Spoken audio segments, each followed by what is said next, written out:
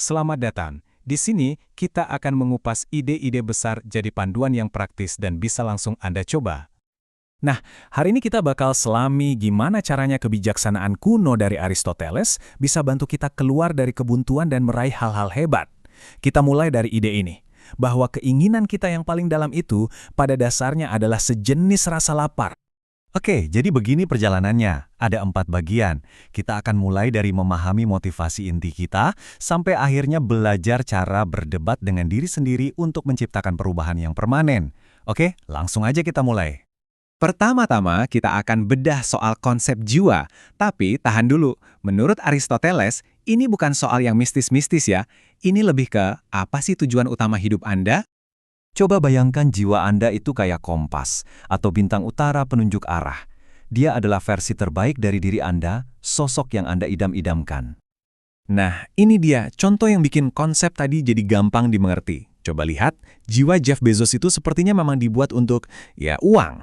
Beda banget sama Elon Musk yang tujuannya ke Mars, sesuatu yang lebih besar, dan jujur aja agak aneh. Poin utamanya adalah, tindakan kita sehari-hari harus sejalan sama tujuan inti itu.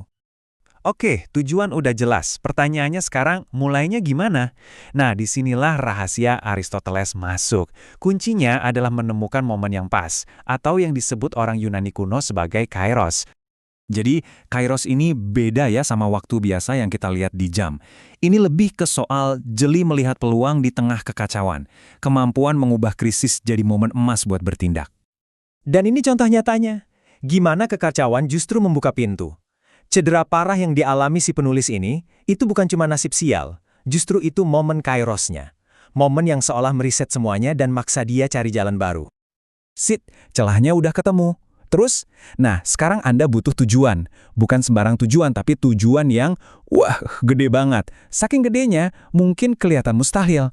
Justru itu yang bakal membakar semangat Anda.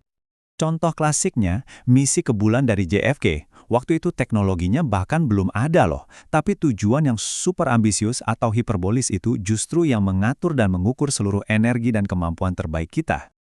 Nah, buat si penulis, tujuannya ini, lari mendaki Gunung Musilauk dalam waktu yang lebih cepat dari usianya.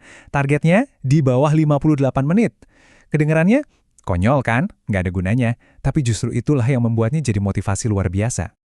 Nah, ini dia rahasianya. Anda nggak perlu langsung menaklukkan gunung itu pakai 2 teknik ini. Umpan, yaitu bayangan kesuksesan yang terus menarik Anda. Dan tanjakan, yaitu memecah tujuan besar itu jadi langkah-langkah super kecil yang nggak terasa berat. Oke, ini bagian terakhir tapi paling krusial. Gimana caranya biar tetap konsisten sama langkah-langkah kecil itu? Jawabannya, Anda harus jago berdebat sama diri sendiri. Ya, membujuk diri sendiri secara efektif. Dan Aristoteles punya senjata rahasia buat ini. Formulanya simpel banget. Karena saya sebutkan kekuatan Anda, maka saya akan sebutkan tindakannya. Anda mulai dari sesuatu yang Anda sudah percaya tentang diri Anda, lalu sambungkan ke tindakan yang mau Anda lakukan.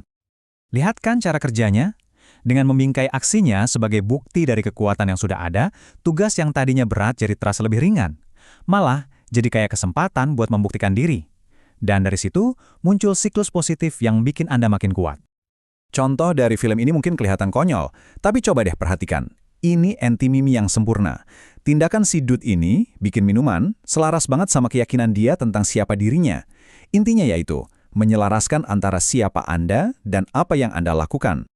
Jadi, kalau semua alat ini digabungkan, Anda menyelaraskan diri dengan tujuan hidup, menemukan momen yang pas, pasang target yang gila-gilaan, dan terus meyakinkan diri untuk maju, nah itulah yang disebut Aristoteles sebagai eudaimonia.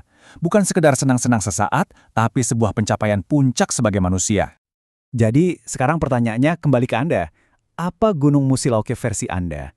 Apa satu tujuan yang mungkin terlihat konyol atau nggak penting, tapi sebenarnya bisa mendorong Anda menjadi versi terbaik dari diri Anda?